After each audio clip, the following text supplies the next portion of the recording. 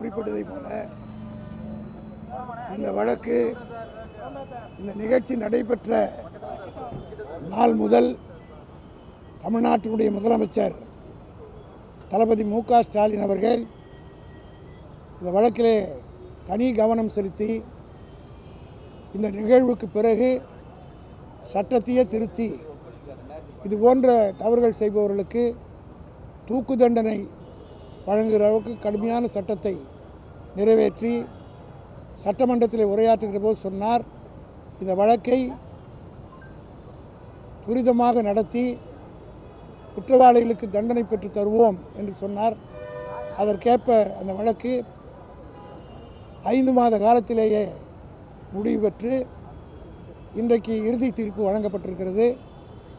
தமிழ்நாட்டு மக்கள் அனைவரும் எதிர்பார்த்த ஒரு தீர்ப்பினை நீதிமன்றம் வழங்கியிருக்கிறது. அதோடு மட்டுமல்ல, இந்த நிகழ்ச்சியை வைத்து அரசியல் நடத்தலாம் என்று கருதிய சில பேருடைய எண்ணத்திலே மண் விழக்கூடிய அளவுக்கு தீர்ப்பிலே தெளிவுபடுத்தி கூறியிருக்கிறார். இதிலே குற்றம் சாட்டப்பட்ட ஒருவர் மட்டுமே குற்றவாளி என்பது மட்டுமல்ல, இந்த வழக்கிலே ஒருவர் கூட பிறை சாட்சியாகவில்லை.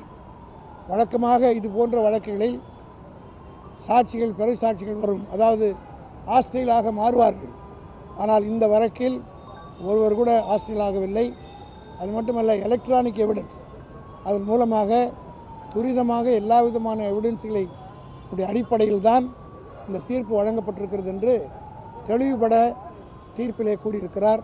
ஆகவே இதை வைத்து அரசியல் பிழைப்பு நடத்தலாம் என்றவருடைய அந்த மாதிரி எண்ணம் படைத்தவருடைய எண்ணத்திலே எல்லாம் மண் விழுந்ததைப் போல இந்த தீர்ப்பு அமைந்திருக்கிறது. இது தமிழ்நாட்டு மக்கள் வரவேற்கத்தக்க தீர்ப்பாக இருக்கிறது.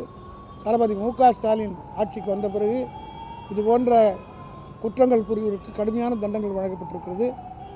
பொள்ளாச்சி பாலியல் வழக்கிலே வழக்கை முன்னால் இருந்த எடப்பாடி அதை நடத்துவதற்கு தயக்கம் காட்டிய நேரத்தில் துரிதமாக இந்த ஆட்சி வந்ததற்கு பிறகு நடத்தி அதிலேயும் அத்தனை பேருக்கு குற்றம் சாட்டப்பவர்களுக்கு தண்டனை பெற்று கொடுத்திருக்கிறார்கள்.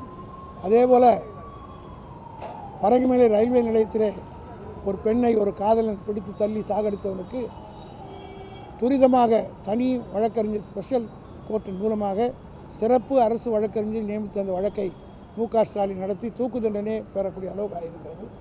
ஆக இது போன்ற தவறுகள் தமிழ்நாட்டில் மட்டுமல்ல, இந்தியாவிலே எங்கும் நடக்கக்கூடிய அளவுக்கு இங்கே நடவடிக்கைகள் மேற்கொள்ளப்பட்டு வந்திருக்கின்றன என்பதை நான் பெருமையோடு தெரிவித்துக் கொள்கிறேன். அதிமுக ஆட்சி அமைச்சதுக்கு பிறகு ஸ்டாலின் சாரே நினைச்சாலும் அந்த சாரை காப்பாற்ற முடியாது அப்படின்னு எடப்பாடி அவர்கள் அறிக்கை வாயிலாக விமர்சனம் பண்ணியிருக்காங்க. இது ஞானசேகரனை காப்பாற்றுவதற்கு பல்வேறு சித்து வேலைகளை திமுக அரசு செஞ்சது. ஆனால் அது முடியாமல் போனதுனால தான் இந்த வழக்கை சீக்கிரமாக முடிச்சிருக்காங்க. இதுவே நீதிமன்ற அவமதிப்புக்கு சமம். காரணம் என்றால், அப்படி அந்த சார் யார் என்பதை தெரிந்தால், தைரியம் இருந்தால், துணிவு இருந்தால் அதை பெயரை அவர் சொல்லியிருக்க வேண்டியதானே. வெளியிலே சொன்னால் கூட வழக்கு போடுவார்கள். பொள்ளாச்சி ஜெயராமனை பற்றி பேசிய நேரத்தில் ஒரு நீதிபதி மன்றத்துக்கு போய் யாரும் பேசக்கூடாதுன்னு தடை பெற்று வந்தாரா இல்லையா?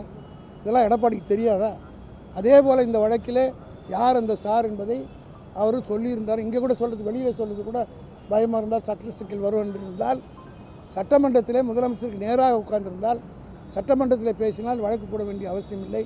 தைரியம் இருந்தால், துணித்து இருந்தால் அங்கே சொல்லியிருக்க வேண்டும்.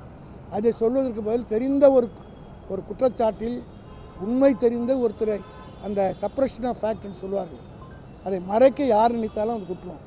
அதுபோல் அந்த குற்றத்தை அவர் மீது தான் முதல்ல சுமத்தணும்.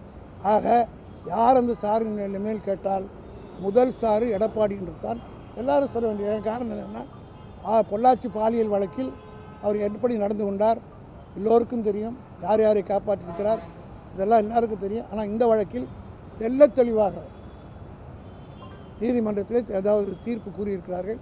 ஆகவே அவ்வளவுதான். அதாவது கெட்டிக்காரன் புழு 8 நாளுக்கு என்று சொல்வார்கள்.